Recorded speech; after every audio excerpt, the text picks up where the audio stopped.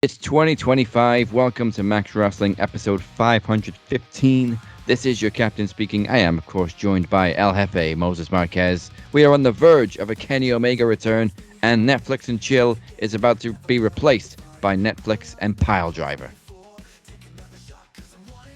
That's for different time for a different story. Yes, we are joined by the current Max Wrestling World Champion Beer. But coming up tonight, AEW made history last night with major TV and streaming simulcast, and we were to predict the double weekend that we're calling it here in Japan, both Wrestle King and Wrestle Dynasty, Wrestle Kingdom. As the cap says, WWE is just a few days away from their historic move to Netflix with Raw's debut, which absolutely looks completely stacked for this coming Monday. Plus, we find out who Beer will choose for his challenger at Promo Rumble 10 for the World Championship. And to kick off the new year, the captain has a major announcement, including 3 surprises for the upcoming year of 2025. Goodness gracious, you have to start this year off right by making Max Wrestling your new home for all things wrestling. All you got to do is smash that like button, hit the subscribe while you're at it. And for those who love the old-fashioned podcast, head on over to SoundCloud, Spotify, Apple Podcasts, wherever it is you get your podcast, and for all things Max Wrestling. There's a beautiful website. It's called MaxWrestlingNet.com. Go check it out. And of course, right after the show, go straight to TikTok, Cypher the Prophet. There's a QR code around there somewhere. For the exclusively live After Max, hosted by our very own Cypher. Hop on and send him your love. You never know who you might even pull into the show. And remember, you can only watch it live. So if there's any breaking news, you're not going to get a repeat. No, sir. No recaps around here, kind of AEW style. All right, then. So as it is the first episode of 2025, and a lot of what we did at the end of 2024 was kind of pre-recorded, so it's been a little fuzzy couple of weeks. Let's do a quick recap of the last couple of weeks and what we can look forward to in 2025, not just from Max Wrestling, because we're stacked to kick off the year. But of course, like we just said, Raw is moving to Netflix, but in the UK, everything is moving to Netflix. Raw, SmackDown, NXT, PLEs. We had a nice little surprise, I think it was yesterday on Netflix, where everything WWE already showed up. You can get all the classic pay-per-views. There's some compilations on there. There's some documentaries on there. So, like, half of Netflix is now the WWE network. I don't hate it. I don't hate it. So the only thing I've seen from Raw, I probably read a couple of other stuff, but the only segment that I actually watched was the showdown between Punk and Rollins, aka Colby and Phillip. There we go. And I agree with Stone Cold. It almost melted my TV. And not just Punk. There was so much. I don't know how much they were putting on how much was authentic, but there was so much animosity between those two men. You could feel it radiating. You can't tell the difference, brother. That's how you know it's for real. Yes, exactly. If you're not quite sure where the line is blurred, they're doing their job. And I can't fucking wait for this match. I hope it's not just one match. I hope they turn it into a feud. But I mean, they've kind of been building this feud for a year anyway. Oh yeah. Oh, it's almost as bad as Drew and Punk when Punk got injured. I mean, they've been building this feud probably through social media even prior to Punk's return to WWE. But no, I mean, if it's noteworthy enough for my phone to blow up with people talking about what the hell's going on Monday Night Raw, and I'm like, it's pre-recorded. I don't know. And then I have to go out of my way to watch it to then beg DVR to let me rewind so I can watch it from the beginning because goddamn YouTube took too long. But we've been calling for this for a while. Yeah. And it's finally happening, and it's already at the perfect temperature. Now, I'm kind of indifferent. I'm more of a give me a one-off, making a WrestleMania one big timer, and I'm done with it. But you bring up multiple matches, and now I'm like, that doesn't sound too bad. But how many is too many? How quick can it get oversaturated? Those are my only qualms. Especially when you've kind of already got the perfect build-up for this match, and almost it feels like a blow-off match already, even though it's the first match between them. Exactly. But there was a lot of shots fired on Monday, references to AEW, references to Becky Lynch. Stone Cold himself got a nice little name drop. Yeah, he did. There was also a little Vince reference, maybe 2 references from Punk, where he was just like, I loved at the place I worked, but I hated the guy in charge. Hey, when you can take jabs because he's no longer a part of the company anymore, go for it. Billy Benoit as well, which is I found quite humorous. Yeah, well, I mean, he deserves it. Yeah, for real. He deserves everything he gets. Hell, even guys from the TKO representative are going on news channels like saying he's got nothing to do with this company. Nothing. No. Stop asking about it. Punk made a very good point too. That the phrase "you took your ball and went home" is so overused. It's such a cliche, and you know people always come back, don't they? I love how he was telling Seth, he's all, did Stone Cold take his ball and go home? He's like, yes. And they were in Texas, right? And I think I saw plenty of people in the crowd going, yeah. Yeah. Yeah, but I think the majority of us agreed with him. It was a stupid decision to just throw away a match with Brock with no build-up. And I think that's exactly what they were getting at. That's why it's such a loose term. It's like you can say it because you pulled a Bautista and I quit, or you did it because of reasons of why are you going to give this away for nothing? Yeah. We could make money off of this. Lots of money. And you're just going to throw it away I'll totally in the job King to of the the Ring kid. qualifier. Yeah, if it makes sense, I'll job to him, no problem. But make it mean something. That's it. And people give Punk a lot of shit for leaving, but at the end of the day, we all agreed with his reasons. WWE was a shitstorm in 2014. Oh yeah. There's a shitstorm. Oh yeah. A lot longer than that. And it just got progressively worse. 2018. Let's just not. Is there like a blur? Did you say on Netflix of a couple of years that they're missing from Raw? Yeah, on the Raw vault. There's a fair few missing. There's a few missing from NXT as well. Netflix boss is like, look, Paul, we can't cut all of this Brock stuff out, so we'll just cut the whole episodes. Cut the whole episodes. Don't put them all on soon. Yep, you're not wrong. Give it some time. Well, they can cut out the Seth Rollins Fiend Hell in a Cell match, and which was the one that Brock interfered with? Was it Roman and Braun? That also ended in a DQ. Cut those 2 Hell in a Cell matches out because they make no fucking sense. None. Just that Hell in a Cell between Seth and Bray, please. Hot garbage. Shame. Abolish it from the history books. Oh. So yeah, now that we're getting Seth and Punk on Raw, probably not going to get it at Mania, but there's a couple of Mania rumors floating around already. Punk and Roman. What was the other one with Gunther and Cena? Which, providing Cena puts him over, would be a pretty good match. Cody and The Rock, which I'd go with. Yeah. Cody and The Rock would be good. All 3 of those sound like, hey, that sounds like a good move.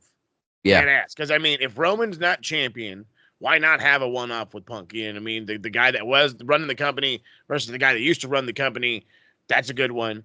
You have Gunther and Cena, which, again, nobody, as I've mentioned previously, nobody's stopping this guy.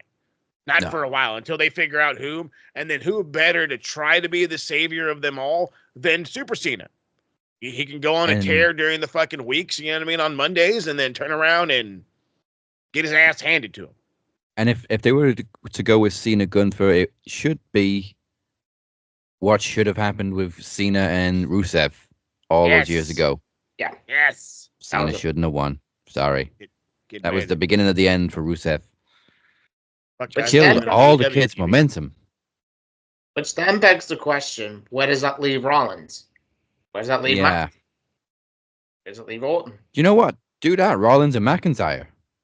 Hey. Because Drew keeps like trying to coerce him backstage at the minute, but they could still have a disagreement.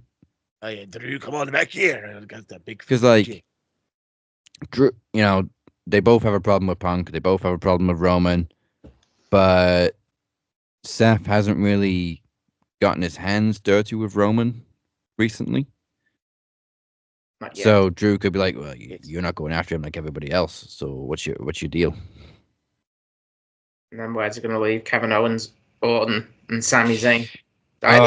Sami Zayn and Kevin Owens from WrestleMania. There's a lot of big matches that are possible for this Mania, and there's a lot of big names that you've got to fit into those plans.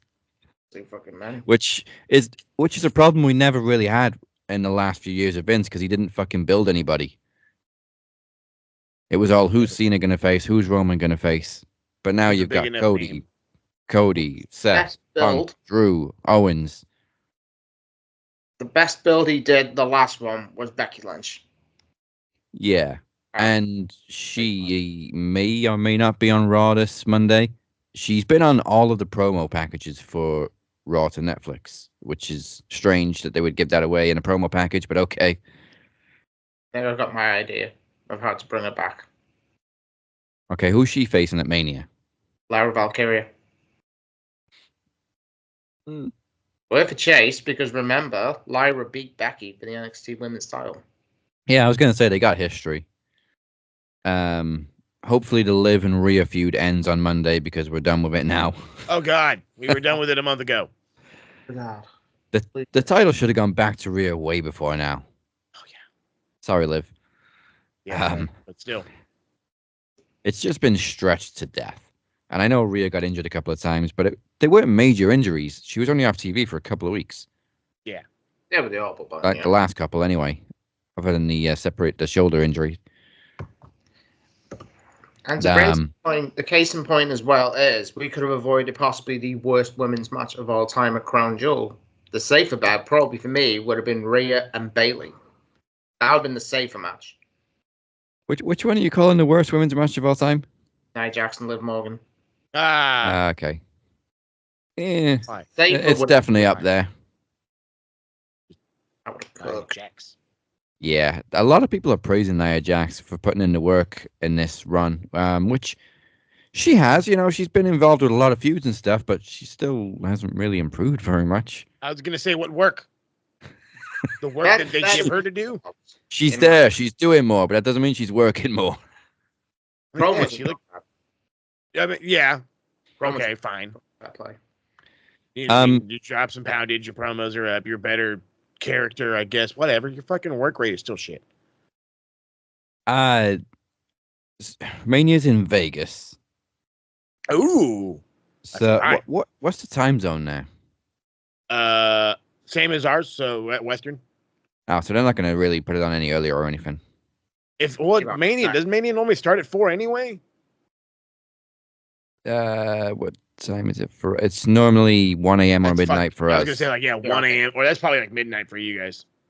Ah, so normal time probably then. Oh, my Saturday's busy. All right then. So yeah, night 1, night 2 main events. Night 1 they could easily do Roman and Punk if there's no title involved, and then Punk gets his Mania main event finally. And that obviously leaves a title match to main event night 2, which. Well, if you want to listen to That's rumors, a tough one. I don't think Gunther and Cena would main event. I wasn't speaking about that rumor. Cody and Rock. The Rock. I was more talking about The Rock saying, "Guess what? There's a 31st person in this for goddamn Rumble." I would not rule that out. Yeah, I but would not rule that if out. those two title Sounds matches so are the cool. plans, I think I'd be okay with Cena winning another Rumble. He'd also be tying with Austin then. That's true. That's true. I could dig that too. It'd probably be the first time. No, actually, no, second time that I've cheered for Cena winning a Rumble. The first time was when he was still popular. Oh yeah, Madison Square Garden. We all cheered for him then. Oh, that pop was insane that night for Cena. Even then, it was kind of draining a little bit. But then when he won his second Rumble, if it was it 2008? 8? Or am I going way too early there? I think it's too early. The first one was 07, right?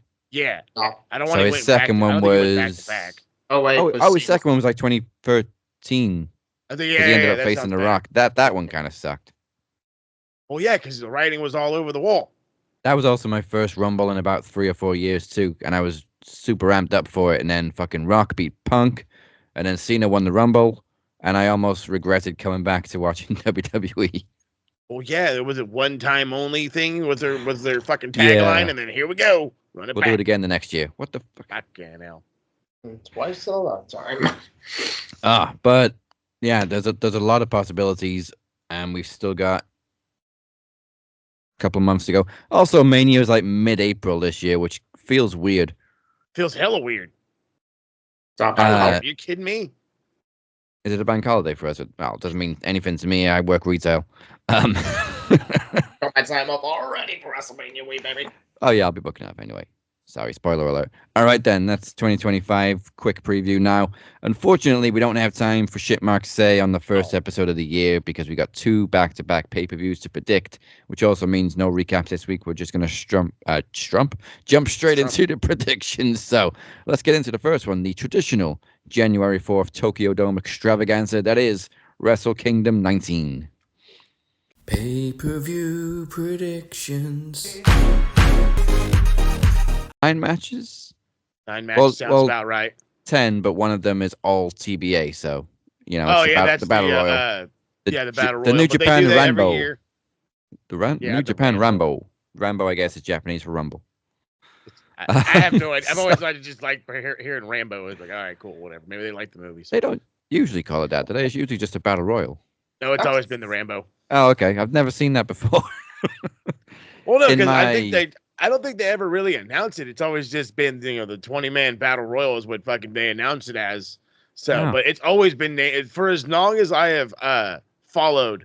It has always been named the Rambo. I remember this because the first time I seen it, I was like, "What the fuck's a Rambo?" And then out comes Scott Norton. This is my 10th Wrestle Kingdom, and I've never noticed the word Rambo before. But okay, let's move on to Gotta love it. The first match that we know everybody that's involved with. It's a 4-way Tokyo Terror ladder match for the junior heavyweight tag team titles. Intergalactic Jet Setters, Kevin Knight and Kushida, defending against the Ichiban Sweet Boys. Yes.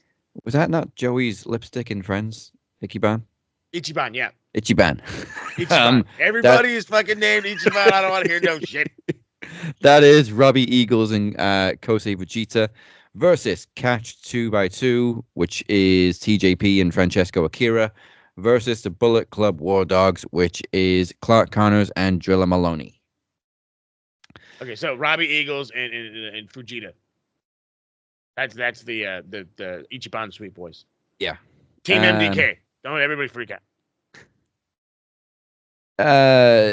Hey, it's always a bit of a flash in the pan for me because I'm not quite up to date on the storylines. So here I can give you the history. Let's go with history because that seems to be one thing that they love to do here in Japan is they love to stick with history. And one of the big historic things that they do is the tag titles normally always change hands. Both junior and I guess heavyweight both normally change hands during this event.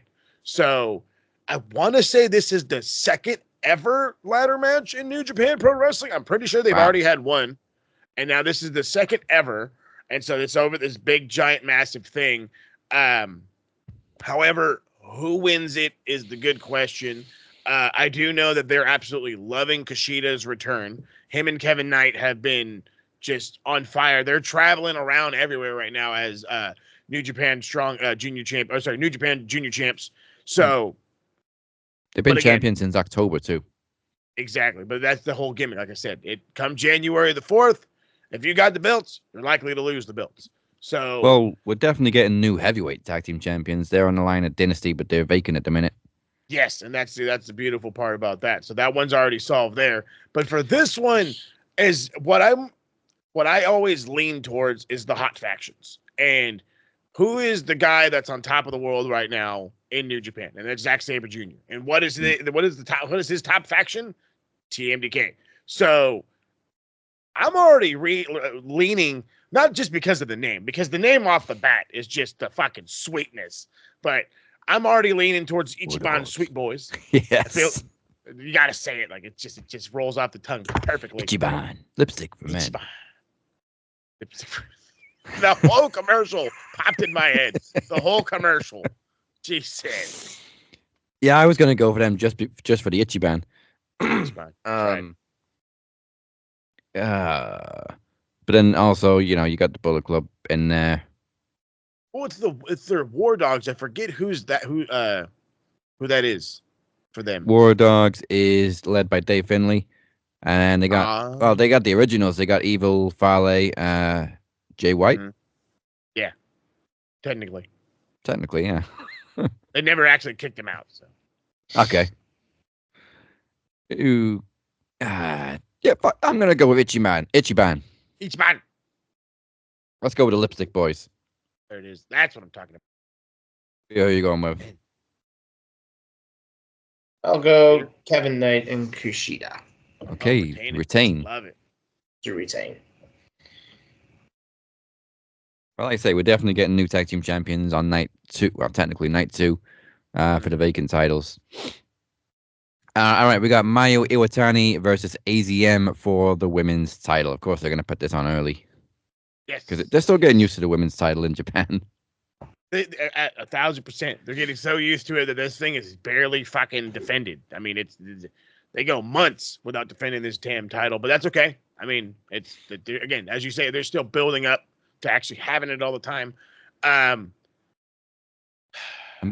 just smelling a retain with I was just gonna Iwatani. say, Mayu Iwatani is an absolute legend in Japan, and I have this funny feeling that she's gonna probably come out right after whatever title match we get between Mina and Mercedes Moné the following night.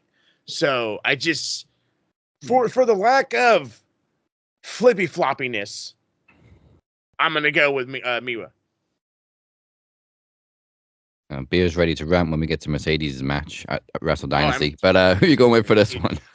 I can see him ready now. I'm going for a retain.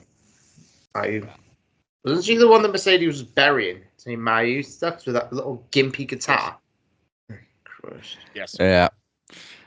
Okay. The TV title on the line. Ren Narita defending against Jeff Cobb. Ryohei Oiwa, and El Fantasmo. Normally I'm okay with Japanese names, but that one caught me off guard. It's the way it's spelled. Oiwa. Oh yeah, Oiwa. It's weird because in Japan you're meant to like pronounce all the verbiage. It's fucking hard. Yeah, but then they drop some vowels like the U's. And it's supposed to sound like a E something. It's weird. Compared to English, it's fucked up. But anyway, Ren Narita, current TV champ. I kind of don't see him losing the TV title. However, one guy I have to put out there because, again, I was giving out the history. One guy who can't win this belt or not going to win this belt is going to be El Fantasma. El Fantasmo's contract with New Japan is on just days left. There's no way he's winning it. So you're going to immediately eliminate him, probably put him in the AEW overly bloated roster. We'll figure that one out. They love Jeff Cobb. Jeff Cobb is a former television champion, and Oiwa. We all love Jeff Cobb. I want to say he's one of the youngsters, so they tend not to give the TV title. They tend not to give titles to young kids. But then again, Ren's not exactly the fucking old head. Nah, Ren's 27, if that. So, I'll go with another retain. Yeah, I'm gonna probably stick with retain myself, just because and for a couple of reasons. One, Ren has already worked with AEW, and that's what I'm trying to base a lot of my predictions off of. Is because the following night we have an AEW code show. Yeah, and who and we is got Forbidden Door coming up. Exactly. Hey, thank you. And then you have that one as well. So who is recognizable in the eyes of AEW fans that can show up the next night and one, get a pop, and two, still be over in this company? And I want to go Jeff Cobb. I really do. Just the guttural instinct in me says do it, but I can't do it. I'm going to stick with Ren Narita myself. If Oiwa wins, I'm going to fucking flip. If Oiwa wins, there we go. I can say it now. I'll make a habit of pronouncing his name right. That's my man's. Beer, who you got? Well, bear in mind that Jeff Cobb, I've just loaded up his wiki post. One of his names is actually El Jefe Cobbo. That's right. So I'm going to go with a new chum. I'm going to go Jeffrey Cobb. Love it. That and of course Matenza Cueto. Yeah, don't forget that. The monster Matenza Cueto. Ooh, okay. Up next, we got Hiroshi Tanahashi versus Evil in a lumberjack match. And of course, if Tanahashi loses, he retires. This is a fucking goddamn poor excuse to have the entire Bullet Club out there against fucking Tanahashi. This is so mean. Tanahashi. But I love it. Oh, Cena Hashi. Cena Hashi's gonna go out in a blaze of glory. He's gonna get fucking beat down by every member of the Bullet Club. Still hit the fucking splash, but end up losing in the end. And it's okay. How long's he been president now? Because he's also the president of New Japan. Barely over a year. I want to say just about a year. So maybe, maybe it's time to hang it up. Over a year? I think it's about a year. Maybe it's time to hang it up, dude. You're 48. You're president of the company. You don't need to do this anymore. He doesn't. But you already know how it goes. Liger wrestled into his 60s for crying out loud. True, yeah. So, I mean, they're a different breed out there. But again, Tanahashi's been getting hurt left and fucking right. He is always a draw. So I could totally see him retire and then, or let's just say, pause myself. I could see him, lose his match and there goes his career and then sign with fucking AEW. Or WWE, because we never got that match with Tanahashi and Punk. That's true. You know what? If you want a fucking WrestleMania main event, you do Cena Hashi versus Cena. If that's what you really want to do, let's have some fucking fun with it. Dude. Dream match. Solomon did say that on his recent pod. Tanahashi against Cena. So, I mean, they are each other's equals. Just Tanahashi's a little bit older. I mean, Wrestle Kingdom would be the perfect place to retire. So. Oh yeah, many have at this point from there. So. Doesn't need you to try in 2026. That's what I've heard. Or is it this year? I've heard it's 2026. His contract? Yeah, apparently it's a farewell tour. So apparently he's meant to retire in 2026. This is what I've heard. I don't know if it's true. Knowing New Japan, they probably have him under contract. It's probably the same contract he has. I'm hoping to be the same one that he's doing as president. And maybe he's only got another year as that. I don't know. But if it comes down to it where Tanahashi's got one extra year on this thing, then cool. I'm down with that. He's going to make the Bullet Club look like a bunch of fucking morons. But hey, that's okay. But I'm going to stick with tradition. I'll go with Evil. Yeah, I think Evil's going to take it. I think Tana goes off in the sunset. And then we just see him in AEW. I'll go Tanahashi. Why the fuck not? You go Tanahashi to win? Go Tanahashi, yeah. Super Tana. Super Tana. Facts. Oh, okay. The first of two winner-take-all matches on this weekend. We have Shingo Takagi, New Japan's openweight champion, versus Konosuke Takeshita, of course, the AEW International Champion. Winner takes all. And, of course, the winner defends against Tomohiro Ishii the next night. Right. Oh, God. It's too soon for Takeshita to lose the international title, right? It is, but I don't give a damn. Okay, I don't give a damn. To have Shingo Takagi walk around as the never open weight champ, the international champ, and then have him randomly showing up on fucking AEW television, I'd lose my goddamn mind. I would, but I don't think it's gonna happen. I think Shingo is just an excellent placeholder. He's going to be a great fucking match against Takeshita on the biggest stage that they have. And then Takeshita's going to turn around and take their second best wrestler ever in Tomohiro Ishii, and the next night in the same building put on just another banger. So, this is going to be the Takeshita badassery tour. Yeah. Takeshita is an absolute safe bet these days. Fucking A. I can't put my money against him. He's the Deonna Purrazzo of old. Oh, remember when she was a safe bet? Yeah, I do. God, do I. See it now. No, you hardly ever see her. The only time I see her is on fucking Instagram. Yep. That and TikTok. She actually was in a commercial on Dynamite last night, so... Oh, that's some TV time. Oh, trust me, I'm going to get into fucking Dynamite bullshit. Okay. I'm going to go Takeshita. Okay, Full House. Full House for Takeshita. All right, we got Doki defending the junior heavyweight title against El Desperado. Ew. First off, I lost my fucking mind when I read that Doki had even won the belt. I was like, I'm sorry, what? Because he was, at least, and I'm going to say it like that, was a fucking laughing stock. The guy was just there. He was a part of, what the fuck was the goddamn old faction name? I forget what Evil's old faction was before it was the Bullet Club, but he was just a part of that group. Oh, Suzuki. And now, there you go. And then now he's a part of the Bullet Club, just another fucking turn of the punch bowl. But El Desperado is the man. And he's been the man on and off for the last fucking 6-7 years. No, 5 or 6 years. Him and Hiroshi Tanahashi have fucking put on absolute banger after banger. Him and Taiji Ishimori would also put on bangers. So it's like, sign me up for some El Desperado love.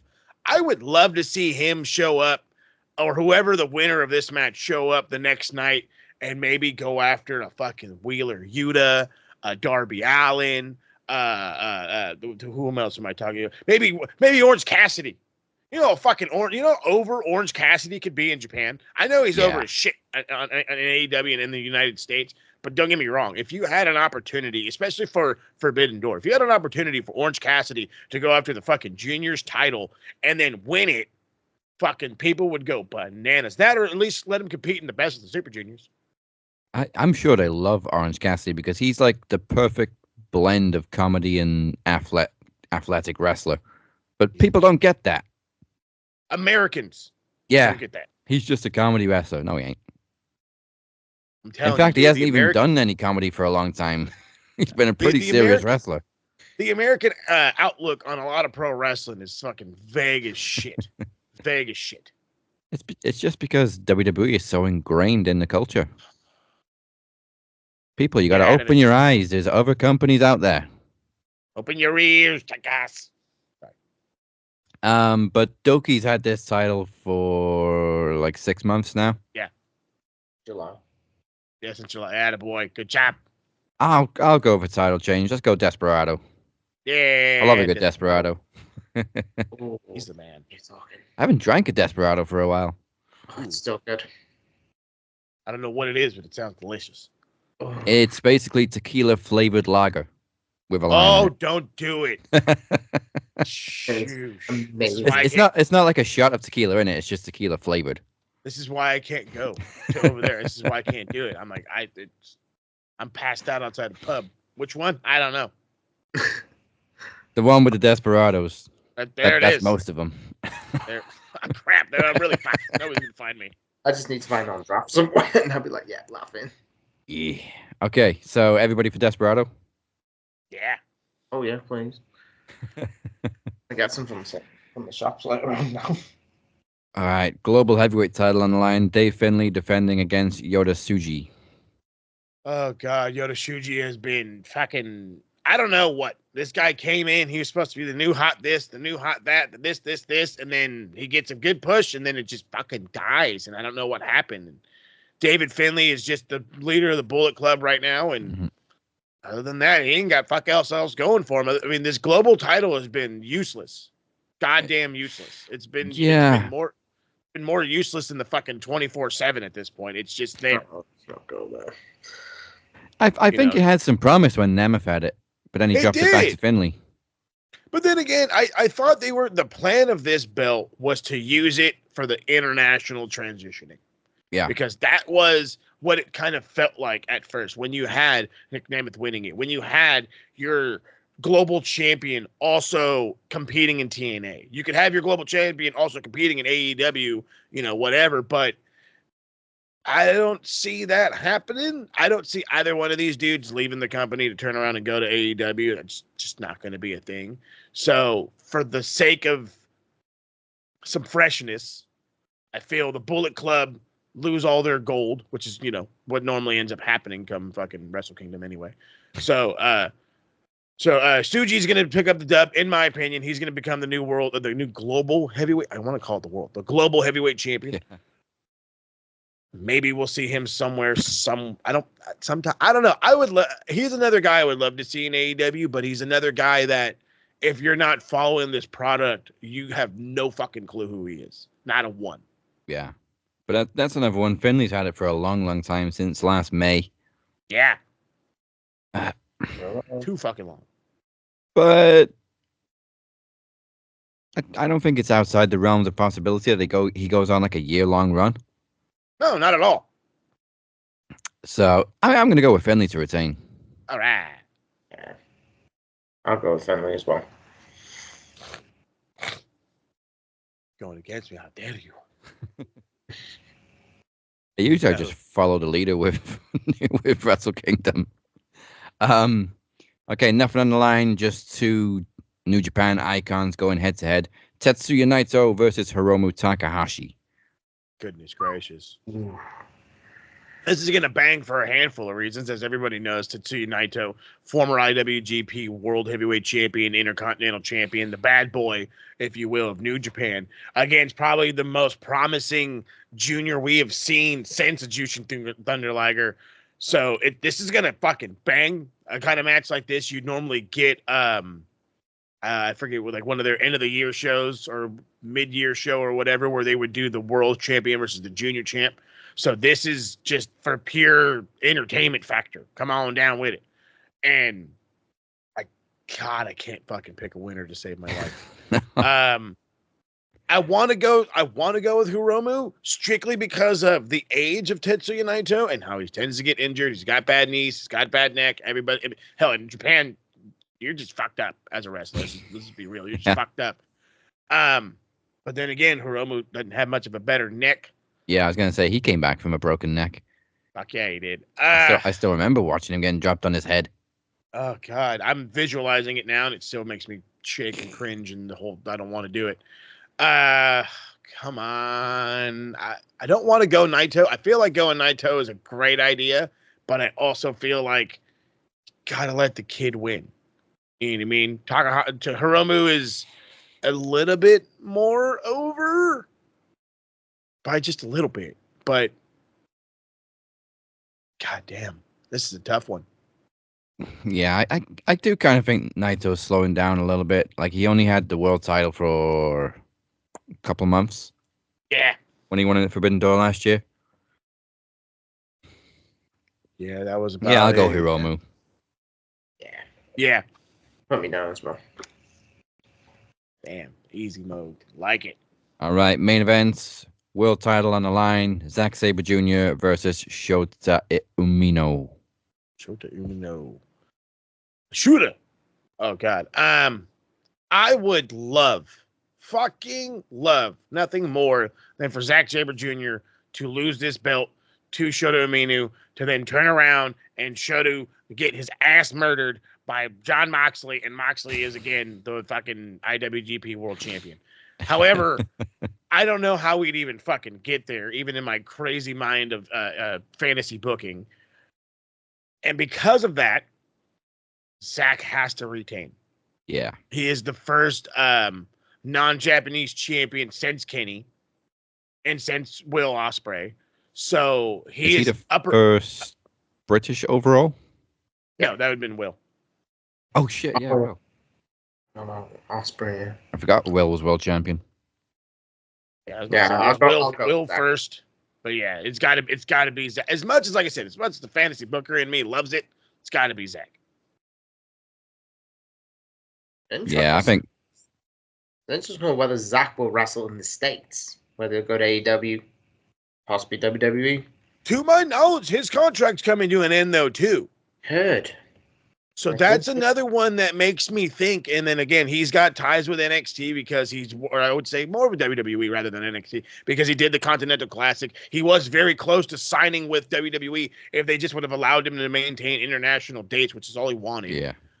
So now he might be over that because, again, that was, 6-7 years ago? Yeah. So I could see him go to WWE after dropping this to the one that they call the young Tanahashi. He definitely gives the Tanahashi vibe. Or no, I forget what vibe he gives. Shota gives. That's more Ren. But you could be giving it to one of the young up and comers. They have talked about Ren Narita and Shota Umino being the future of New Japan, and I could see it happening now because what else do they have? New Japan's grasping at straws, and then again by the end of this month, a good chunk of their American and I guess non-Japanese roster is gone. So, yeah, I'll stick with Zack Sabre Jr., but still, Fucking craziness could be happening in New Japan. Craziness.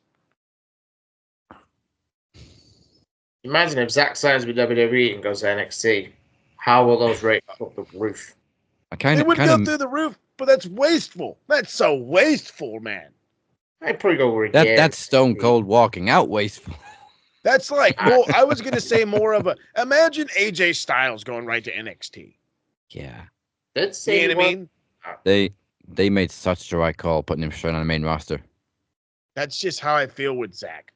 It's as much as I get it, I do, brother. I get it. He's too big. It's too big of a name. I think NXT gets treated differently to Black and Gold. Like they used to bring in the big names for NXT Black and Gold, but now it is more focused on the young up and coming talents rather than who you can get from the other companies. No, you can have him debut on the main and go hang out in NXT. You can do that. Yeah, but I mean, like, look at Penta. He's clearly going straight to Raw. As he should. Yeah. So yeah, I'll go for Zack Sabre Jr. too. Love it. Full House. We look good. I kind of miss the days when you knew Okada was going to win the Wrestle Kingdom main event. the glory days. Oh God, where things were different. Good God, take me back, if you will. Now, speaking of taking back, it's time to step aside and take a little bit of time because it's time for the Cap to make a major announcement, which will shake up 2025.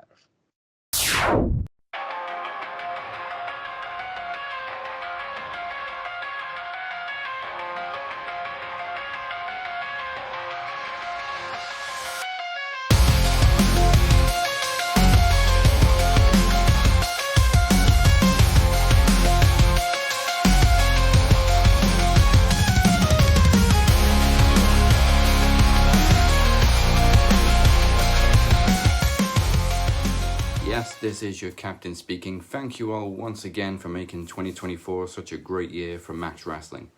It's probably the only part of 2024 that was good. Now, you know me. I'm a giver. I love giving things. I love giving people presents.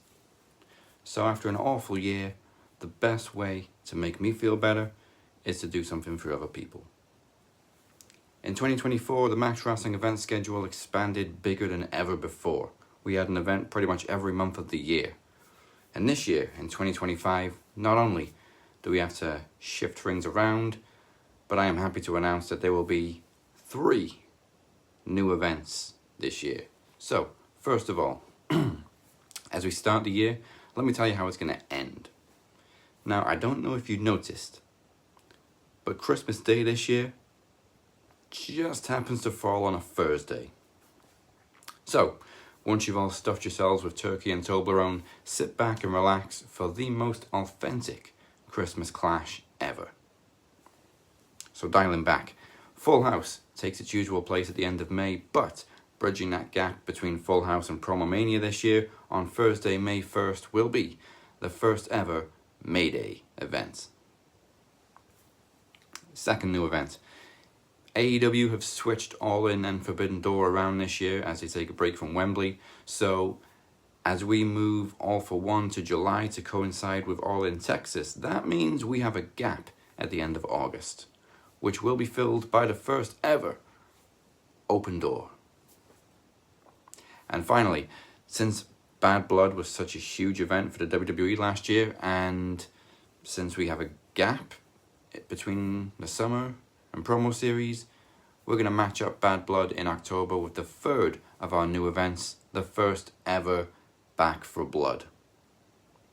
It's all stacked in 2025, and of course, we will celebrate our 10th anniversary on March 20th. So, strap yourselves in, because 2025 in Max Wrestling is gonna be a fucking wild ride. All right, so I'm glad you hear 3 major events coming your way. I'm actually looking forward to Open Door. That could be interesting. But before we go to break, we got to hit y'all with another random wrestling fact. So, which long-running WWE PLE has Shelton Benjamin never wrestled on? Find out after the break.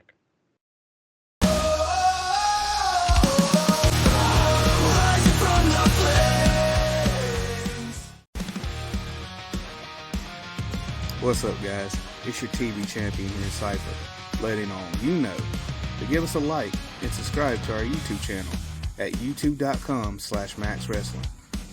We're available on all podcast platforms as well. And give us a check out on social media too, such as Facebook, X, formerly known as Twitter, and Instagram. Also, check out the beautifully done website of maxwrestlingnet.weebly.com. New episodes every Thursday. Come and check us out, like and subscribe. Love you guys.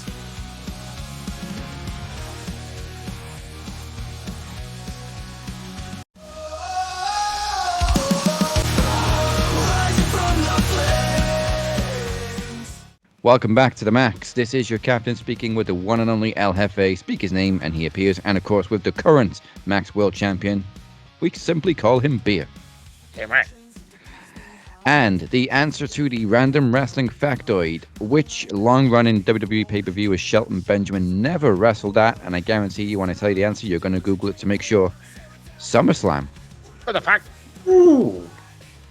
Never had a One of the Shelton biggest Benjamin party of match the at summer. SummerSlam. Terrible. So make sure you smash that subscribe button on YouTube. Follow us on social media and all podcast platforms. And for all the information that you need, go to maxwrestlingnet.weebly.com.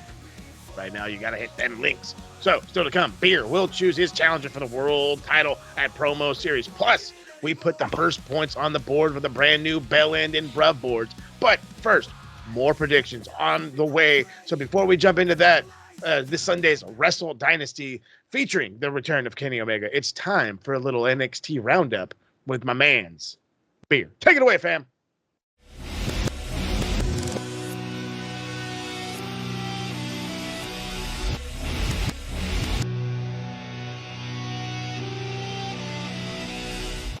What's good, everyone? This is Beer. This is your NXT review, the final NXT of what's been a successful 2024. So the show kicks off with an opening between Kalani Jordan and Lola Vice. Very big bad blood between these two badasses with damn fine asses, may I say. Kalani wins after some interference by Cora Jade, who attacks both women after the match with a baseball bat, to be aided by Stephanie Vaquer, with Lola accidentally blasting Stephanie with that 450 fist. And next up then we have the Match of the Year award, which unsurprisingly was won by Obafemi versus Josh Briggs versus Dijak at Stand and Deliver, which was probably the damnedest triple threat match I've seen in a long, long time. Now, if you want to watch a match, go back to that match. You will be entertained. It was an amazing match.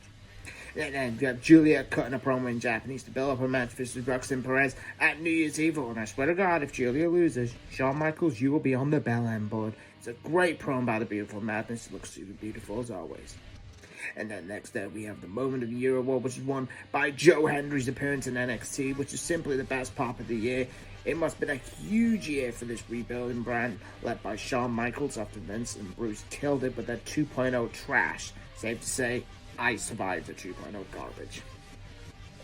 Cedric Alexander cuts a promo on All Ego, Ethan Page after Page's brutal assault on Javon Evans, with Cedric confirming that Javon's jaw was completely shattered.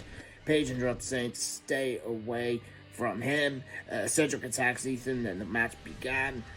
Ethan won with the cutter and brutally assaults Cedric after the match. He breaks the fingers of Cedric with a toolbox. Next match, we have a triple threat match that sees the return of Shotzi Blackheart teaming with Gigi Dolan, taking on the Metaphor Girls versus Casey Catanzaro and Katana. And again, she's Casey Catanzaro, it's me, don't care. And the Meta Girls win with the impressive Lash Legend Jakara Jackson. The banger match by interference by Fatal Influence. I believe Casey Catanzaro and Caden Carr might have been transferred back to NXT. Which I do like a lot. They were wasted on Raw, damn you, Hunter. Following match, the Unholy Union, who I think also have been transferred back to NXT, got a promo on the Metaphor Girls and challenged them to a tag match, which I think should happen at New Year's Evil. Lola Vice attempts to apologize to Stephanie Vaquer to be confronted by Kalani Jordan, leads to a brawl by all three women. Next up, we have Cora Jade laughing in the background, and Ava confirms that next week there will be a fatal four-way with all four women to decide who is the number one contender for Fallon Henley's North American title. Now that has got banger written all over it. And then next up, we have the tag team of the year, which was not a shock. It was the Mavs. Nah, it was Fraxium. They are without the best tag team in the world right now. Tell me where I am fucking wrong. Every match they've had has been a fucking banger. And then following them, we have the camera showing towards the WWE ID talent that have recently been scattered on the independent circuit. We had Zeta freaking Steel, for God's sake. We had Kylie Ray, formerly of AEW, Cappuccino Jones, who I am looking for a lot seeing. He's a lot of potential in this young kid. And even Jack Cartwheel, who was also in AEW. So it's a good couple of signings. There was a lot of people there, but it's too many to miss. So I'm going to try and get this done as quick as I can for you. And next up, it's Sol Ruka going one-on-one with Izzy Dame. Izzy won a match. Izzy Dame won a match. After Sol accidentally hit Zarya with a moonsault, Izzy wins with the air drive. But if there is a match between Zarya and Sol Ruka, sign me up. Next up is the Women's Female Superstar of the Year, which was unsurprisingly won by Roxanne Perez. Roxanne, who is ready to face Julia next week, who has had an incredible year. Most matches she had this year have been absolute bangers. And then the main event of the night sees Wesley, Tyson DuPont, and Tariq Igwe facing Hang Tank and the returning Andre Chase. Tyson, and Tariq win after Andre walks out of the match after his heartbreaking loss to Ridge Holland. Chase U is no more. And then finally, Men's Superstar of the Year, which was won by Obafemi. Shock. Who else? To close the show, we have the final confrontation with Trick Williams and Obafemi. Eddie Thorpe attacks both men from behind. And then we got the showdown ready for the triple threat match. Banger show. Great way to end 2024. Now, there is no Dynamite review this week, but I've had a beautiful introduction by El Jefe himself. So we're going back to the show. Thank you all for a fucking great 2024. Time to go back to the max. Pay-per-view predictions. All right. This is basically a Tony Khan booked Wrestle Kingdom. Okay, right. Yes. We got 1, 2, 3, 4, 5, 6, 7, 8, 9, 10 matches. It's a TK special. Jesus Christ, I didn't know they had cocaine in Japan.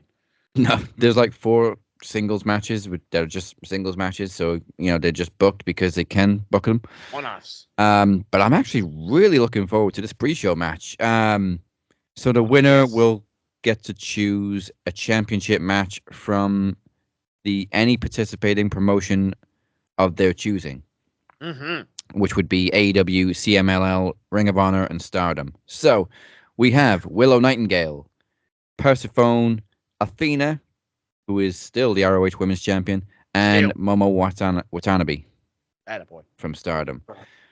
I would love for Athena to win this and then just fucking go after Mercedes. No, and beat Mercedes. I didn't say it had to be title for title. Just go after Mercedes' TBS title. Hate it though. Like I really like that though. Mercedes will want the ROH title as well. Athena could just drop the Ring of Honor Women's title. She could. And go for the AEW Women's title because it's about damn time. But if she was going to do that, she may as well have just dropped the title to Billy Starks she should have done.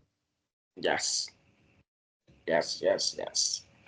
Why do I feel like this is an opportunity for Willow to either go back to Mexico or force her way to Ring of Honor? Oh, yeah, Willow could beat Athena, yeah. I'd be down for that. That's where I'm like leaning on. Because I feel like them going to Stardom, it's weird. That means you're going away for a bit. You know what I mean? And so that's not terrible. I don't hate that idea, but I'd rather not that one. And then at the same time, that gives a reason for Athena to leave Ring of Honor and go up to AEW. Which again, it's fucking. We're past do it, fam. We're past do it. We need it. It should have happened already. At the same time, though, too, another one with bloated rosters. If you're gonna fucking bring in another massive name, what's gonna really happen? So again, we'll have to figure that out as we go. With so much on the line and the intrigue of this match, I'm really surprised it's on the pre-show. Yeah. but I'm either going Willow or Athena. I'm going with Willow. That's my girl. The only problem with Willow is she never has long title runs, and she needs a long one. And she shouldn't have dropped the fucking title to Mercedes in the first place. No. But there we go. Just because I want to see her get more TV time and more mainstream, I'm going to go with Athena.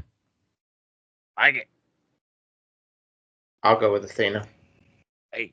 But please do not drop the Ring of Honor title to Mercedes. No. Let her win. You know what? Period. When we get to Mercedes' match, she's probably going to have enough titles anyway. Also on the pre-show, we've got Sons of Texas, Dustin Rhodes and Sammy Guevara versus the House of Torture, Sho and Kanemaru. So the Ring of Honor tag team titles are going to New Japan? I feel bad for them, but I mean... Yeah. Or are they? Because I actually forgot Dustin and Sammy were tag team champions. But I was going to pick them anyway. Name ever. Because you say Sons of Texas, and I immediately think of like the fucking Von Erichs. Yeah. Also, I look at Sammy and I don't think Texas. No. I mean, granted, he is from Houston, but still no. Yeah. He is genuinely Texan. But, I mean, you also say Spanish God, so you don't think Texas. But, yeah, right? that don't exactly roll off the tongue. Yeah, I'll go with Sons of Texas to retain. Yeah, I'll go Sons of Texas. Fine. Sammy gets to keep his belt. He's got Ty Mayo as well. Oh, yes, he does. Bastard. Wife of Texas. Attaboy. Okay, speaking of Zack Sabre Jr., he is back for night 2, and he's up against the currently most hated wrestler in the world, Ricochet. Oh, fucking suit kills me. TP on a pole match. That fucking suit kills me. Is he gonna bring the scissors? We were talking earlier though about you. If you don't know where they blur the line, they're doing a good job. But how much of this is Ricochet deliberately pissing people off and just people not liking him? I love it. I was gonna say I like it too. It's just it's a totally different can of worms, and I think that's why it's rubbing everybody the wrong way. You don't think of Ricochet like this. No. You know what I mean? This is not a Ricochet. This is a I wouldn't even say Sammy Guevara type. It is a Chris Jericho type of thing. This is a John Moxley type of thing. Wheeler Yuta. You know what I mean? This doesn't fit his MO. No, I like to think that this is all deliberate because obviously he was a super babyface in WWE the whole time. Yeah, I think this is a good swerve. Wink, wink. But I don't think he's gonna beat Zack, especially if Zack's still world champion too. Fuck no. And then on top of that, let's be real here. If we go back to Dynamite, he interfered in Swerve Strickland's match, and I'm almost positive Swerve Strickland's going to get revenge on this one. So, yeah. Sorry, Ricochet, you're not. Another one you're not winning. Zack Sabre Jr. I can't do it. I don't want to do it. Yeah, he stole that from Cena in like 2004. Okay, somebody else remembers it. Yeah, because I used to do it all the time. So bad. It's so bad. It was cringe. Cena can back it up because he was good on the mic. Yep. Yeah. Oh, but Cena was also a popular cocky guy. Hey. Ricochet is not a popular cocky guy right now. Give him some time. Give him some time. I think this is where he's going to slowly start to turn and get better. Hopefully. He needs to win some matches though if he wants to back up that cockiness. Give it time. Is it Zack Sabre Jr. all around? I'm in two minds. To make Ricochet the most hated It would be guy. a massive upset if Ricochet beat Zack Sabre Jr. God, I'll go Zack. Oh, that wasn't me trying to influence you. I'm a Zack guy. I'm a Zack guy. Yes, I was trying to influence you. Lies. All right, so depending on Wrestle Kingdom, Takeshita or Takagi defend the double titles against Tomohiro Ishii. It's Takeshita. And it's got to be Takeshita both nights. He's just going to be dominant. And that's perfect. This is perfect. This is how you do it. This is how you're meant to, show off this international title by going around winning matches at awesome places and on top of that, beating top stars. Yeah. Taking their belts. They pin Will Ospreay as well. Fucking A. Yes, he did. That was Okay. massive. A name that hasn't been around for a while, Jungle Boy Jack Perry Okay. versus Yoda Suji. Oh, you're gonna love this one. Okay, so fantasy booking my ass off here. So Yuta Tsuji is again going after the global title. I feel like now's the perfect time for him to win it. And then again, I've been saying this about Jack Perry with the Bucks gone and us not knowing what's going really on with the rest of that shit. Now's a great time for Jack Perry to go back to Japan. And what a better way to do it than to chase a fucking title on a guy that just won it. So I'm going with Jack Perry picking up a dub, gaining some heat on this kid, and then hopefully going to fucking Japan for a couple of months. Yeah. Bring that global title back. Make it worth the damn. Again, it's meant to be fucking traveled around. Bring it back. Yeah, he needs to do more in Japan because he had that little stint. Then, of course, he made his AEW return. And then the whole Japan thing just kind of went away. Yeah, exactly. But he was over. People hated him. That's where he got the scapegoat over. He was getting the proper heat. Yes, exactly. That's exactly where the scapegoat got over. Was over there first. And again, if you can get over in Japan, you're probably going to get over here, especially in the AEW crowd. Oh yeah. That was going to be a shit Mark say thing. There was one stupid thing that I saw. Just one. Yeah. It was just something about somebody complaining that TK has a hard-on for Japanese wrestling. And I'm just like, wrong? But most AEW fans like Japanese wrestling, so of course he's gonna. I think it was Okada winning the Continental Classic. Yeah. Somebody was complaining about it. It was JD from New York actually. And he was like, and yeah, he was bitching. Tony Khan's got a hard-on for Japanese wrestling, but a lot of AEW fans like Japanese wrestling, so it makes sense. Hold on though, because let me fucking throw the fucking loop around the lot of everybody here. Let's be real. There was a time and a place where every goddamn quote unquote diehard wrestling fan was so far up the ass of Japanese wrestling, it wasn't even funny. We could smell the ramen through their mouths. That's how far up the asses we were. And now all of a sudden it's a bad thing that we like Japanese wrestling? I remember when this dude was staying up late to watch fucking Wrestle Kingdom. I remember when he was loving it, when he was fucking basically praising the word of Meltzer. And now all of a sudden you're flip-flopping, fling-flanging? Come on, fam. When was Okada winning a tournament a bad thing? The guy, he is the king of tournaments. It's not just that, this hard-on for Japanese wrestling. Brother, tell me what's so great about American wrestling. I'll wait. Case in point. Because I mean, you got a few stories here and there, brother. They're gonna tell me a story, and they ain't even talked to each other yet. And I'm gonna watch this story in the ring for 15 plus minutes. It's gonna bang, and I'm gonna remember a Ren Narita, was it goddamn the Yuta Tsuji. These guys that you're not supposed to know because they're on the lower mid card. I'm gonna be so fucking involved with their career. It's not even funny. Because at least that product is better. They can tell me a story without having to give me a promo video, fucking 3 weeks of them standing from here to there to talk shit to each other. Like, I don't need that. No, I need the action. Like I said, this Wrestle Kingdom is my 10th Wrestle Kingdom. And the first one, 10 years ago, I watched just so that we could talk about it on the show. Had no idea who anybody was, but I fucking loved it. Glorious shit, man. That doesn't mean my first now, so I will be getting it. Did you not watch the one with Jericho and Omega? I didn't see the whole show, but I did watch Jericho and Omega on YouTube. Trust me, it'll be early in the morning for you, but yeah, I think it finishes around 8. No, starts around 8.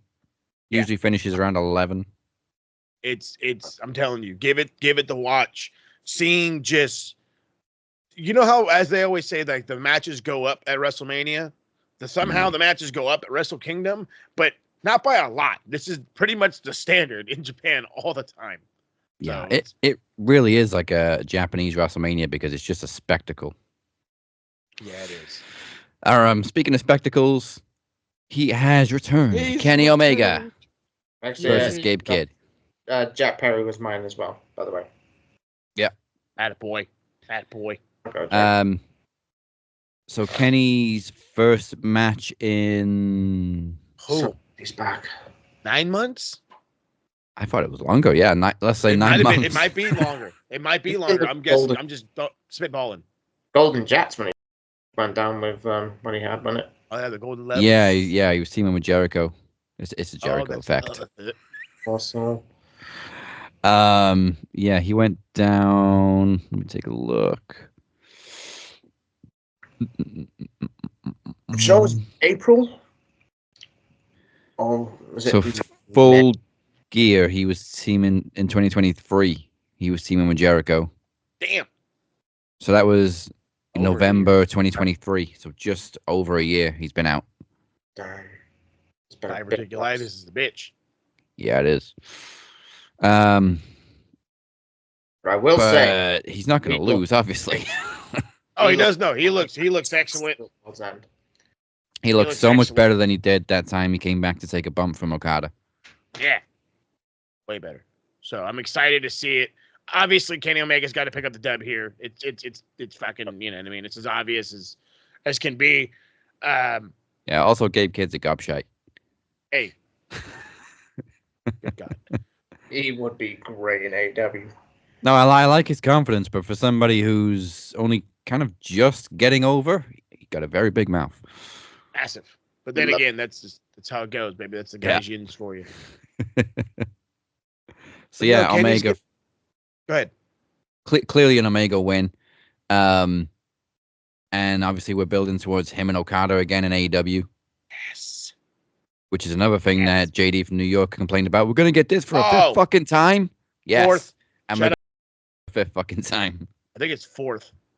I do not think it's the fifth. I want to say it's the fourth. They had the trilogy in Japan. Yeah. They had one match. Oh, yeah, it's just one match they had in AEW. Did they even have a match? I don't think they had a match in AEW. Who's that? Omega Kenny and Okada. Omega? No. Oh, Kenny and Okada. So yeah, no. I was gonna Oh, say yeah, this no, is they the didn't. fourth. It was supposed to be at All In. That's it, And yeah. that would have been Yeah. a masterclass. And that's when Kenny got hurt. I know. Or found out that he was sick. Pause. So good. So pipe So down, as JD. far as from somebody that follows it, the picture's back there somewhere.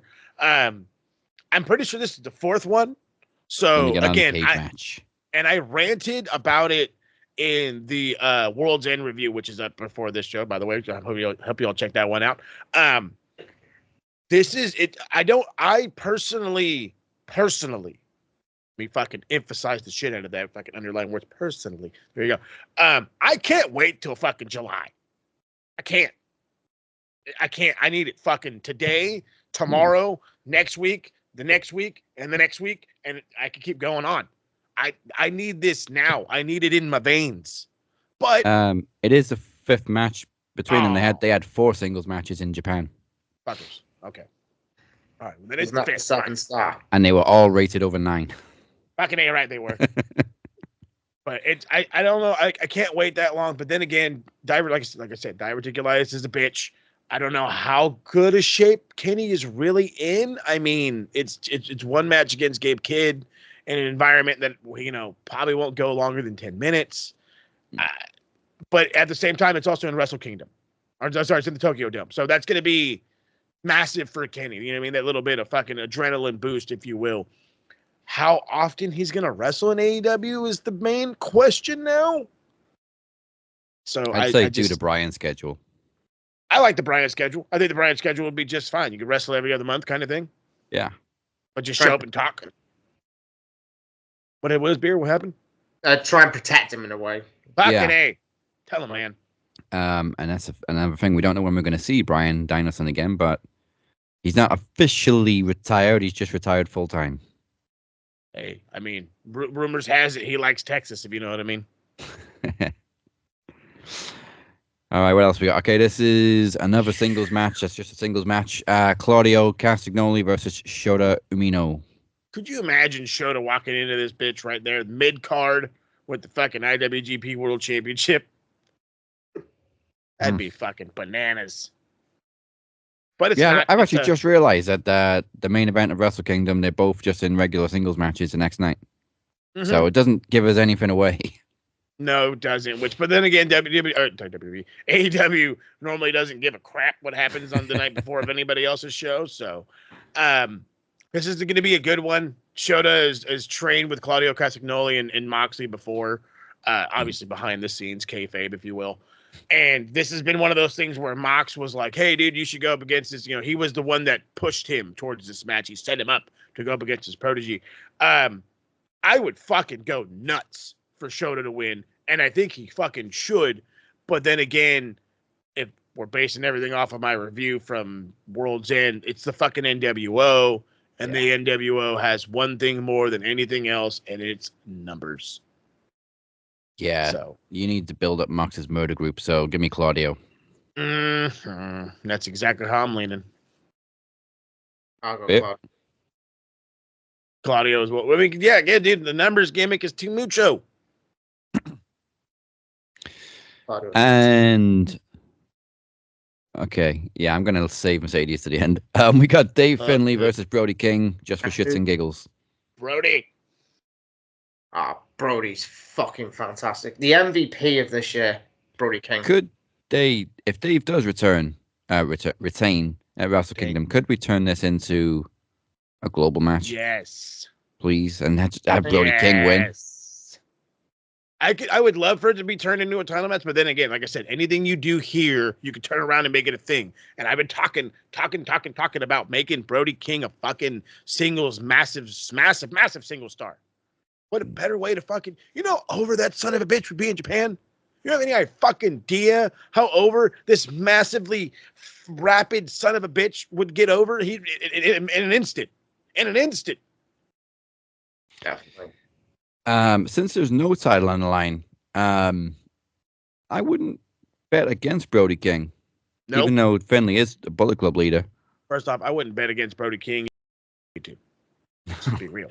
I think Brody does need a singles win too, because he's also coming off a loss to like Darby Allin. He didn't do great in the Continental Classic, so give Brody a win. Let's go, Brody. No, not Brody. Proper Okay. MVP.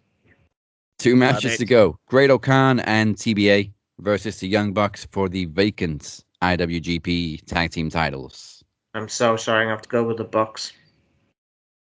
I'm very sorry. Why are you sorry about If it? the IWGP Tag Team titles are on the line, they're a safe bet. The Bucks, I want to say, if they win these belts, are 6 time. That's what I'm looking up now. How many times they've won it? I want to say it's either 6 or 7. Young Bucks. I want to say it's a high number. Where Or that the could be fuck are junior. they? It could be the junior. It might be 4 or 5 then, now that I think about it. Is it IWGP or do you count the junior heavyweight? No, I just want to know the the heavyweight. heavyweights. So the IWGP. One. Oh, junior heavyweight. They one? had forever. Junior heavyweight 7. That's right. IWGP is 1. That's Yeah, I crazy. know they had the Make it junior 2 ones times. forever. Yeah. So, Young yeah, Bucks. even more reasons to go with the Bucks if they've only had these titles once before. Again, and then at the same time, it's another reason to bring them back to AEW, carrying around New Japan gold. And then do we know when Forbidden Door is this year? It's taken the all-in spot, so it'll be the end of August. Okay, so we got fucking months. Yeah, All-in's months to moving fuck around. to May, so Forbidden Door's moving to August. Hell, you know what? The Bucks can go to Japan for a few months. How about that? Again, I don't see why we're not doing this. TK, what the fuck? You have this working, beautiful relationship with the guys of New Japan. You have opportunities to give singles guys in your overly bloated fucking roster, tag teams, women, you fucking name it, in this overly bloated roster to send to Japan to do something. And you're not. And the Bucks, as much as you love them as your heel EVPs, how about you make them some fucking baby faces or something upon return? You have them win the belts at this show and then hang out in Japan for a couple. Come in and make a save on somebody. Oh, because this is our company. We love being here. Something. You can spin this in 1,000 different ways, but the cocaine got the brain clogged. Yeah. Sorry, All-in's moving to July, actually. So that's why Forbidden Door is the end of August, so that they can still do something in London. On our bank holiday weekend, 24th of August is Forbidden Door. In London, but still not announced the venue yet. It's going to be the O2 because we know they're not doing Wembley. Yeah, like Nope. too. So yeah, any ideas on the TBA though? As Great O'Khan's partner. Great O'Khan's partner. Somebody would be a TBA. Trying to think. Somebody who's got history with the Bucks. I want to be an a-hole and be like Jushin Thunder Liger, but that's not gonna happen. He's fully retired. I could totally see that be a Tanahashi. You know what I mean? If he ends up losing, that doesn't mean that his career in AEW is over. That's why I say it like that. Other than that, really trying to think of anybody else that could be a good partner against them with the Great O'Khan. Other than like Jeff Cobb, because that was a team. Jeff Cobb or Will Ospreay. Hold on, why were they United vacated Kingdom. in the first place? I don't know. I I don't follow the product that well. Oh, People got hurt, right? yeah. So that was Great O'Khan's partner, Henare. Yeah, that's right. He got hurt. Aaron Hararne. Oh, yeah, By so the way, they're not he's another guy with a contract coming up. Oh yeah, so they're not winning them back. It's got to be the Bucks. Always the Bucks. All right. I want Beer to go first on this one. So Mercedes Moné, the New Japan Strong Women's Champion, versus Mina Shirakawa, the undisputed British Women's Champion. Rev Pro. Winner take all. Do I have to? Fucking A, you have to, mate. Fucking belt collector Mercedes. Mercedes Hogan. Yeah, sadly.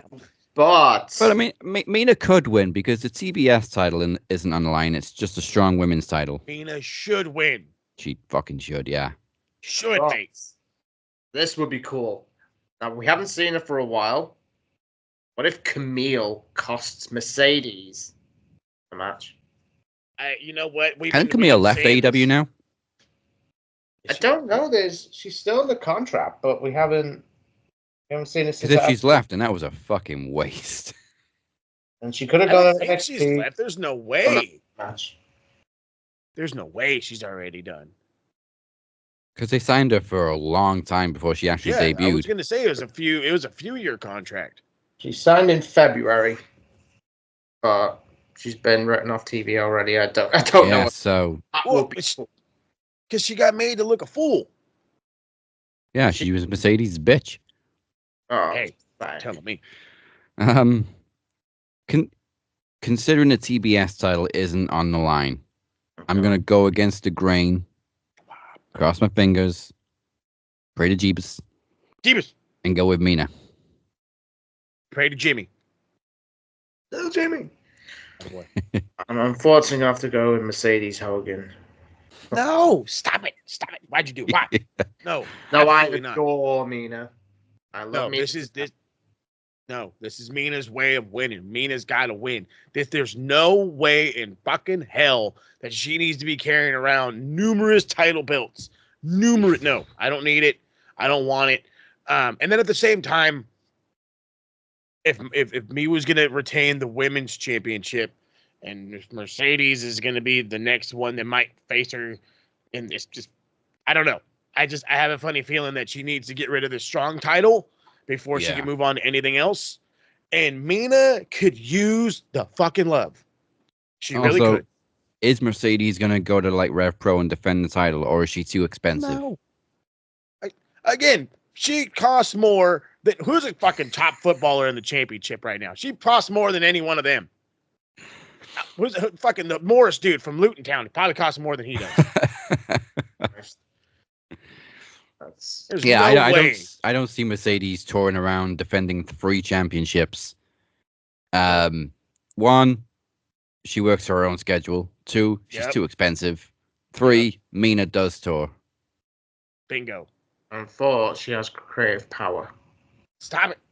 You sound like DC right now. Yeah, but not for Rev Pro. Never know. Out DC. Okay, so we I'm going to go on about a 60-minute rant about that. You can go for a rant in a minute. Are we all gonna embody Travis and just bury ourselves in Mina? Hey, attaboy, Trav. He gets my ideas. Yeah, I'm so sorry. I have to go with. Are you sticking with Mercedes? I have to stick with Mercedes, unfortunately. If you're going with Money, we're going with Mina. Please. All right, that is the 2 pay-per-views predicted, and we will see how it all goes down in just a couple of days, actually. Yeah. All right, speaking of stuff going down and premium stuff, Pro Rumble 10 comes your way on January 30th, and it's already stacked like 1995 Tomb Raider's chest. The boxing. I love it. It's finally time to settle the score as the captain and Travis Anderson square up in a grudge match where a winner will be decided by none other than the ultimate judge himself, the doctor, the kingpin, Emir Costello. Cypher has announced he is cashing in his Iron Bank contract and he's gunning for the Knowledge Champion as he will challenge the seemingly unbeatable Phoenix at Promo Rumble. Good fucking luck, brother, and I mean it. The captain is in action once again, and again, he's looking for redemption. Can he finally win back that television title that he lost just 1 year ago at last year's Promo Rumble? Standing in his way is the trailblazing newcomer. You gotta love him whether you hate him or not, Blade Rodriguez. First time ever. It'll be interesting to say the least. And finally, Beer will defend his world championship. But the question is against who? Well, since he won the Champion's Choice vote at the Maxis, he gets to decide his own challenger, and it's time to find out the Champion's Choice. I will announce champ. here. Mr. Anderson lost the Rumble. Well, I guess I'm not the only one pulling double duty then. Goodness gracious, it's getting crazy. Very soon. All right, interesting. 2025 is already going bananas. Yeah. And speaking of interesting, we have cleared the board. It is time to start a new one. Let's put the first points of the year on the bell end board. Oh, don't do it already. A bellend, you're a bellend, mate. Look, bellend 1, bellend 2, big veiny bellend over here. Okay, goodness. We were just talking about idiots. So speaking of idiots, I don't think we gave him many points last year, but he's getting them this year. So, JD from New York. Yeah. I don't know how you. There's that old saying of you put your foot in your mouth. I didn't see you as this kind of a flexible fella, but I guess you are. So I'm going to give you 25 points for your absolute crazy rant over the World's End pay-per-view, mainly because a lot of it was more biased than I've ever seen you. The whole, Tony Khan has a hard-on for Japanese wrestling and this and that and the bad. I mean, granted, yes, there were bad moves, and you can talk about the bad moves. Hell, I talked about the bad moves. But to just be so goddamn downright negative and overly biased, you're on the board. You negative Nancy. Love it. Anybody else? Anybody else? You know what? Yeah. TK. For whatever the fuck this Dynamite was on your supposed giant simulcast that has the fucking... If this was your idea of how you're going to be streaming on Max, I promise you, you're not going to be getting the viewership you're hoping for. This was as basic ass Dynamite as can fucking be. The way for the World's End ended to fucking build to this shit was a waste of fucking time. We got a rush ending at World's End with a fucking ending that we all saw coming. Fucking Scream and the Outsiders all over again. Just for us to get Adam Copeland, which nobody asked for, to put on, again, the most basic of Dynamites we've gotten in its history on your simulcast. No returns, no debuts, no fucking title changes. Yes. I didn't even get to see Tony Khan on television. Like, you gave me nothing, fam. But I mean, Beer's a hunt. Like, he sees me. We're right here, right now. You gave us fuck all. You told us we're getting a prime rib dinner and apparently it was frozen. So you're getting a hot 20 points, and for every week this continues, I will be adding points to this board because this is unacceptable. No, I mean, I'm laughing too, brother. Don't get me wrong. This is unacceptable. This is unacceptable. If this is what you're gonna put on on my normal cable television, why are you wasting? Why are you wasting the time and the money of HBO Max to push the fuck out of this for it to be nothing? To be nothing. We're wasting. This is a waste. This is a waste. I've always been the fucking AEW trumper, whatever the fuck you want to call it, the savior, if you will. This is going to end very badly if it does not pick up fast. Yeah, like you said, there was no returns or anything. They all happened at World's End. You could have saved one of them for Dynamite. Yeah, exactly. You could have saved one of them for the fuck. You could have saved the Adam Copeland return for another day. You could. I don't want to say you could have saved the Kenny one. That was kind of spot on. But I mean, in all dead ass reality, you could have had a title ceremony or whatever, and then have him come out. It would have been a little wasteful, a little bit. But at least you're pushing something towards this simulcast. Instead, if I'm the brand new viewer, who I have HBO Max, but I don't have TV, so now I get to watch AEW now. I don't want to watch AEW now. What the fuck was that? What was the point of that? That's what that was. I'll watch NXT. From what I've seen for free. From what I've seen so far, and I've only seen half of last night's Dynamite, the video packages were better than the matches. Oh yeah, which again, that's great. There was, you know what? There was one thing I will praise them: the camera work. The camera work, fucking keep that shit. The angle was wider. There was almost little to no cuts. That's television. That's how it should be done. I like that. But other than that, and like I said in between the graphics, just before we got into this segment, Julia Hart's theme is top tier, and they're presenting her perfectly right now.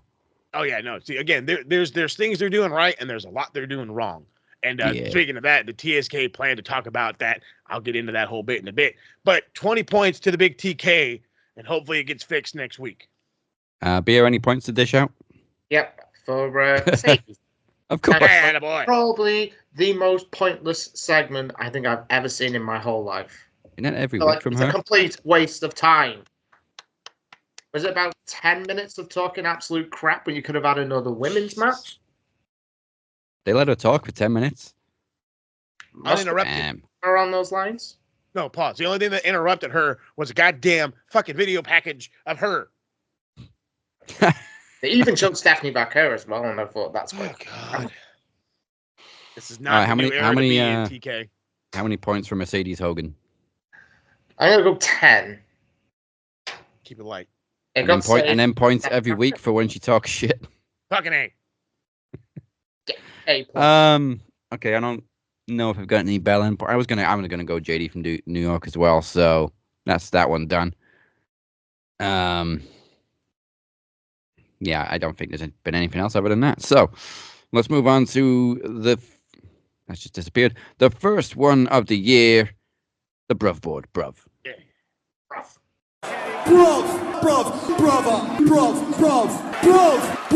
Brother. Points straight up, 20 points each to Colby and Phillip, aka Seth Rollins and CM Punk.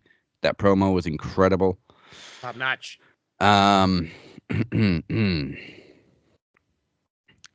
I'm not giving points this week, but I will give points to whoever wins between Rhea and Liv next week, providing that's the end of the fucking feud. Please. Try to go. And I will also give 10 points each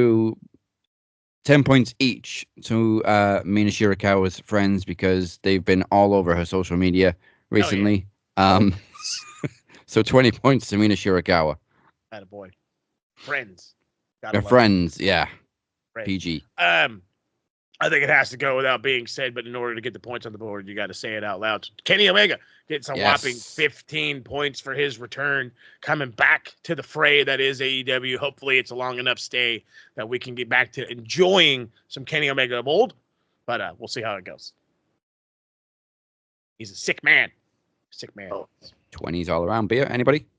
I'm going to go 20 as well. Hey. This week, for Ricochet, for being the most heartless prick But the thing on Swerve Strickland as well with the scissors, I thought was sweet. And a lot of people criticized the part with the scissors, and I thought, no, it's fucking cool. No, it's again, this is not, you do not expect this side of Ricochet. So that the fact that we're getting it is like, cool. I'm all about it. Sign me up, put me on the train. How many points for Ricochet? 20. 20. Hey. 20's all round. Rico deserved it. The Best blood after skis, baby. was it? Oh, is that the Hammerstone Ballroom and you had toilet? Oh no, it was at World's End. You had toilet crap. Yeah. Shit roll written all over him. Oh wait, it was Hammerstein too. Oh, was it? New York are relentless. Yes, they are. Yes, they are. Yeah, I think New York did it spontaneously, and then there was just lots of toilet paper at World's End because obviously they roll with it. Shit. Pun intended there. Toilet. Ah! All right, nice start to this year's Bell End and Bruv boards. So currently Rollins, Punk, Mina, Kenny, and Ricochet are all at the top of the Bruv board. Hell yeah. And currently, JD from New York is the Bell End of the year.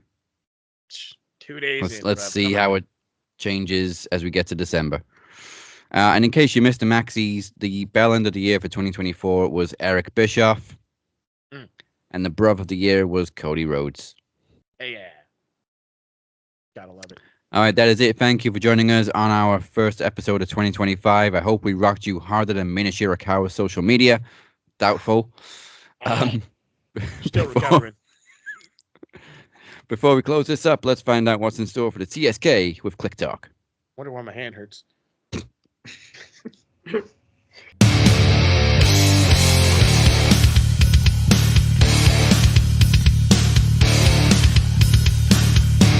Coming up, the boys of the TSK. Oh, goodness gracious. We've actually been working hard. Giggity.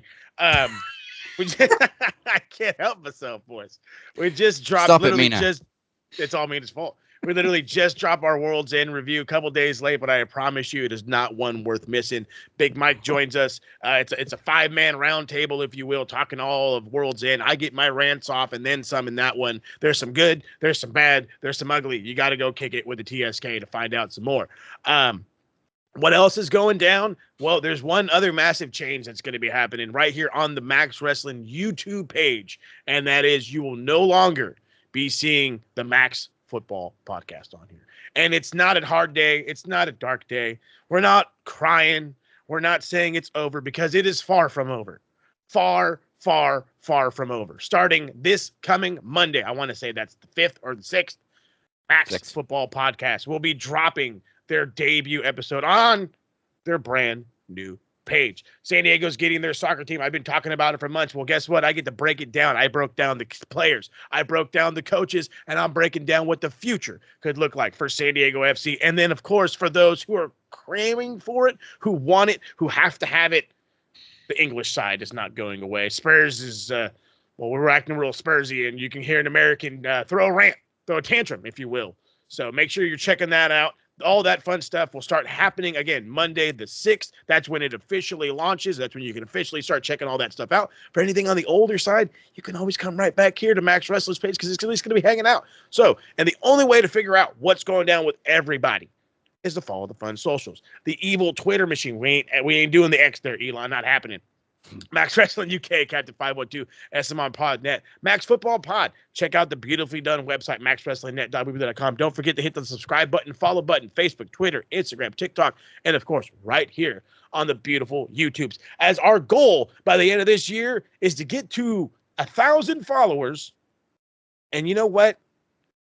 Maybe then, or maybe before then, to help it, we got to start going live. So perhaps we might do a live TSK review. We'll figure it out. We'll have to figure out something. We're going to do something. Something's got to happen. Yeah. When we were talking about Mina then also and saying, Mina, stop it, it reminded me of a scene in Dracula Dead and Loving It with the iconic Leslie Nielsen where the possessed Mina's coming on to Harker and he's just like, but Mina, I'm British. And she just goes, so are these. Perfect. Very Mina Shirakawa. That's exactly what Mina would do. Love so it. You got all that with the Max Football Pod coming up. And also tomorrow, Captain's Revenge second album, Distortions, drops. Well, actually, tonight at midnight, it drops everywhere. Spotify, Google, Amazon Music, Apple Music, anywhere you get music, it will be available tonight at midnight. Get watching. Get listening. There's 3 songs already available. Obviously, one of them is the intro for this show. You can also check out Fred's, which dropped yesterday, and Penny's Fall's been out for a couple of months too. So the whole album drops tonight, and that is it from us this week. We will see you next week as we look back on Raw's Netflix debut. Goodbye. You too. Mwah. And good